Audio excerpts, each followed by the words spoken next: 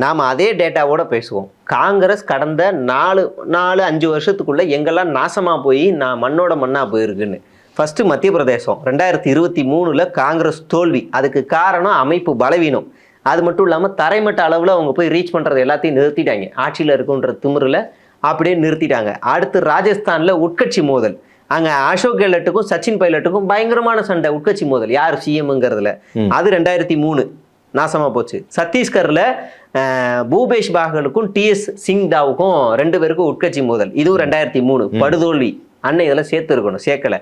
அடுத்து பஞ்சாப் 2022 அமரேந்தர் சிங்குக்கும் நவ்ஜோத் சிங் சித்துக்கும் போட்டி. யார் நானா நீயான்னு மாநில தலைவரா சிஎம்மானு போட்டி. அந்த போட்டியில் ஒருத்தர் தனி கட்சியவே ஆரம்பிச்சிடறாரு காங்கிரஸ்லேருந்து, ஒரு ஆள் இறந்துடுறாரு. அது ஆம் ஆத்மிக்கு சாதகமாக போயிடுது. அடுத்ததா கோவாவிலையும் இதே உட்கட்சி பூசல். கொடுமை என்னன்னா காங்கிரஸோட எம்எல்ஏக்கள் எல்லாத்தையும் பாஜக விலைக்கு வாங்கிருச்சு. அடுத்ததா உத்தரகாண்ட் 2022 தலைமையில குழப்பம். என்னன்னா யாரை எப்படி சிஎம் வைக்கிறது என்ன அப்படின்னு தலைமையை குழப்பம். 2.5 வருஷம் சிஎம் வைக்கலாம், யாரை வைக்கிறதுன்னு அந்த மாதிரி குழப்பம். அசாம் 2021 அமைப்பு பலவீனத்தினாலேயே தோல்வி அடையுது. மணிப்பூர்ல கட்சியிலிருந்து விலகினதுனால படுதோல்வி அடைகிறானுங்க. கர்நாடகாவிலையும் இதே தான், தலைமை குழப்பம். இது 2018 நடக்கிறதெல்லாம் பார்த்தா ஆக மொத்த குழப்பம் தான். ஆமா, இப்படிதான் இந்த கட்சி நாசமா போய் மண்ணோட மண்ணானதுக்கு முக்கியமான காரணம். இப்ப கம் டு இவர் வைக்கிற அலிகேஷன் வருவோம். தேர்தலுக்கு சில மாதங்களுக்கு முன்னாடி திட்டங்களை அறிவிச்சா தோல்வி அடைஞ்ச 5 மாநிலங்கள்னு சொல்றாரு. திமுக அப்படியே அறிவிச்சது எனக்கு தெரிஞ்சு கடைசியா 3 திட்டங்கள் அறிவிச்சாங்க. 1 லேப்டாப், பொங்கல் பரிசு, இப்ப 5000 ரூபா. ஆனா இது அறிவிக்கவே இல்லையா?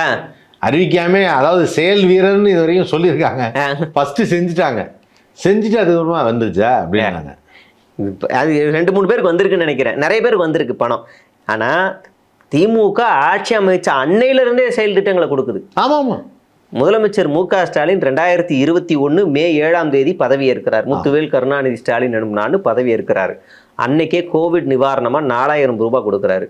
மே 14, 2021 பெண்களுக்கு அரசு பேருந்துகளில் இலவச பயணம். கொஞ்ச நாள்லயே திருநங்கைகளுக்கும் இலவச பயணம்னு அறிவிக்கிறார். அடுத்து ஆகஸ்ட் 5, 2021 இன்னுயிர் காப்போம் நம்மை காக்கும் சாலை விபத்து அவசர சிகிச்சை முதல் 48 மணி நேரம் இலவசம். இந்த திட்டம் வருது.